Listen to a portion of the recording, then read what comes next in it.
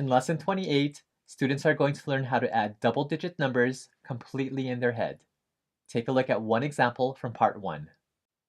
Here's box A, 800 plus 40 plus 2 equals 842. Let's look at one example from Part 2. The directions are to expand each number both vertically and horizontally. Here we have 227, which means 227.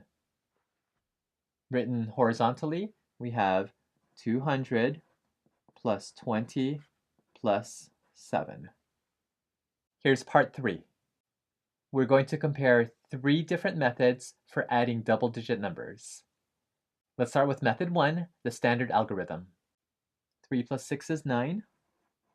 7 plus 5 is 12. Answer, 129.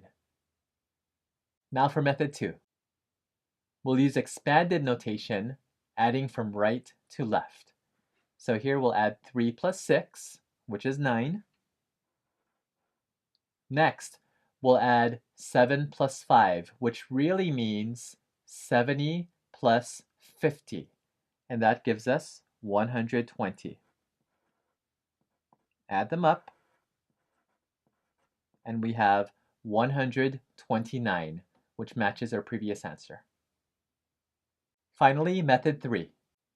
We'll use expanded notation again, except this time we'll add from left to right. So start with 7 plus 5, which really means 70 plus 50, and we have 120. Next is 3 plus 6, and that does mean 3 plus 6. 3 plus 6 is 9. And you can easily see here, 120 plus 9 equals 129. Now let's use that thought process in part 4. Find the sum without using the standard algorithm. First, add the tens, just like we did here. Then, add the ones, just like we did here. Let's look at the example box first. Here we have 54 plus 35. We'll add the tens first. So we have 5, which means 50, and we have a 3, which means 30. So 50 plus 30 gives you 80. Now let's add the ones. Here we have 4 plus 5, which equals 9. And now it's easy to see that 80 plus 9 equals 89. And notice how we didn't have to use a standard algorithm. And with practice, students will be able to do this completely in their heads. Now let's take a look at box H. We'll add the tens. So we have 70 plus 60, which is 130. Now add the ones. 2 plus 4 equals 6. And it's easy to see here that the answer is 136.